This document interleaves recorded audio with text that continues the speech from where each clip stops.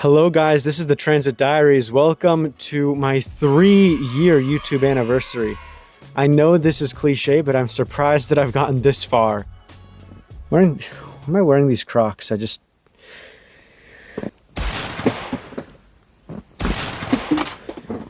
So for my 3-year special, I wanted people to ask me some questions for a Q&A. And the first question here is by Tuonono1231. He asks, metro or tram? This is a good question. Trams and metros serve different purposes, and I think that they can work together harmoniously. For example, you have a network of metro, like the sweater right here, and you have trams as well in your city. You can layer them properly. The way you can make a tram and metro work together can either make or break your city. It's not about having metro or tram, it's about layering them properly. So for example, if you have metros and then you have areas outside of metro stations that cannot easily access metro stations, they're too far away or whatnot, but it still has high demand, you can use trams to feed that area wonderfully. You can see this in places like Budapest, where the trams serve the metros and the metros serve the trams, and thus the people of the city, and it all works wonderfully. And Dr. Emerald asks, are you aware of the fact that Dr. Emerald is better than you in every single way? Next question. Thoughts on Main Street Trolley, Beale Street Station, Memphis, Tennessee 38103, United States. Now, actually, the Memphis trolley is a pretty cool trolley system, so I'd have to give it a thumbs up. Next question, also asked by the same person, Caporal. Thoughts on trolley station, Salt Lake City, Utah 84102, United States. That's all. I would say, it has rails and a platform, serves a trolley. It's a nice place. The Cheese Man asks, best in your opinion railway system? I answered this question wrongly, so I'm going to put it in post-process here. But anyways, a railway system I really like, for example, is the New York City subway. That's because of its age. It's a pretty old system, and also just what a marvel of engineering and future-proofing it was. For example, the concept back then of adding express tracks and local tracks was something you didn't really see in metropolitan railways, and for a big city like New York, it really changed and revolutionized developments as we see it today. In addition, such engineering marvels like double-decker railway viaducts, that was also something that they added in the New York City subway way back then, and that was something that was also rarely seen and insanely cool. So I really do like New York City subway, and I will say, as a design, it is one of the best railway networks. However, it's just about how you use that network and how you route the trains, because it works like a street grid. It works like how streets work with buses. You can have buses share routes and diverge and split onto other routes. So that's how it works. It's really unique. In addition, I think another cool network is the Shinkansen network, how they're able to have high-speed frequent rail work like a metro, where just every couple of minutes you have a very high-speed train coming through, connecting you between two metropolises. I really like the concept of metro-style high-speed rail because then it turns a whole country essentially into one metropolis, depending on its size. Just having that increase in more areas to access, including, jobs, leisure, etc., seems like an awesome thing to have. General thoughts on American public transit, buses, subways, etc., the Cheese Man asks. This is a very good question. I would have to say that American public transit, I'm optimistic about it, because right now it's mid-tier in a lot of cities, and some people can still get around living carless.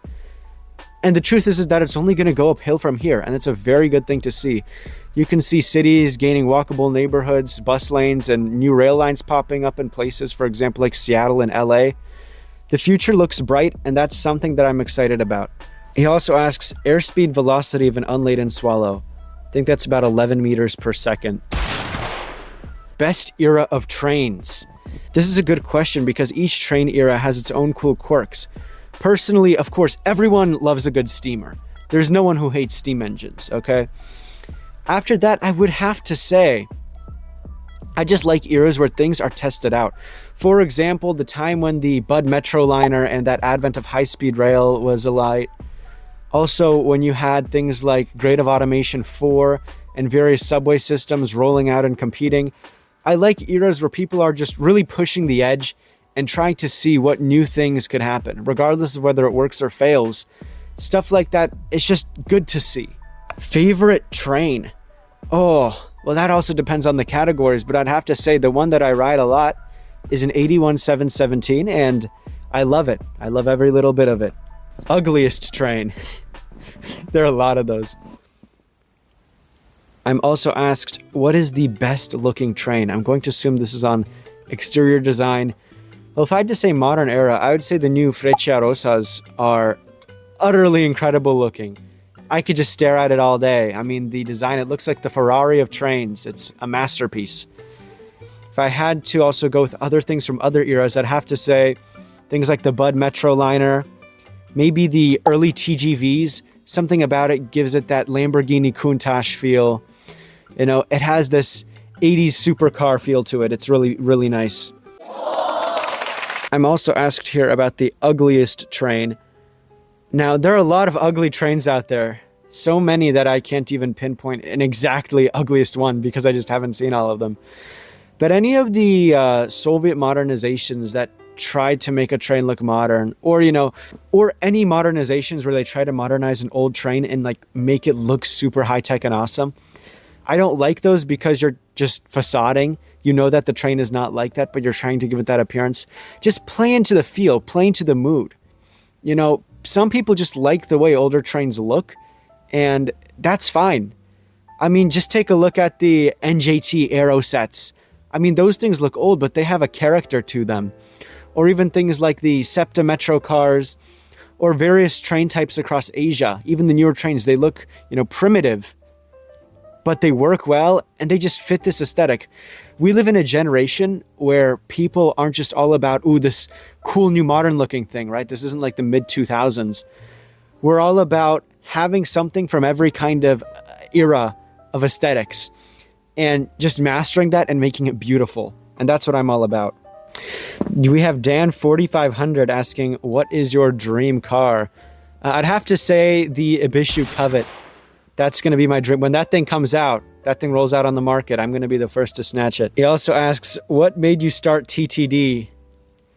What made me start TTD? I was bored. Now I have too many things on my hands. I'm doing so many things. One of them is actually the merch I'm making here. Shameless plug, but yeah, link in the description. I'm asked, what is my favorite railway company? Now, there are many great companies out there. I'd like to say I love the Amtrak admin on social media. Like, they're in tap with the fan base, and that's good to see. JR is pretty cool, but, you know, they're kind of various companies. MTR, they're really cool. SBB, they just provide great consistent service, and they really work hard to get top-notch in everything they do. But, of course, we all know the best railway company is the Penn Central. Penn Central.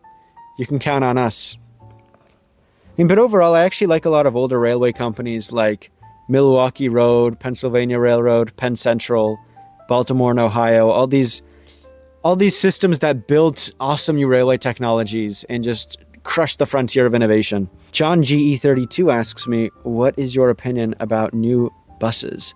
The Mainline City 18C. Well, it's a wonderful bus.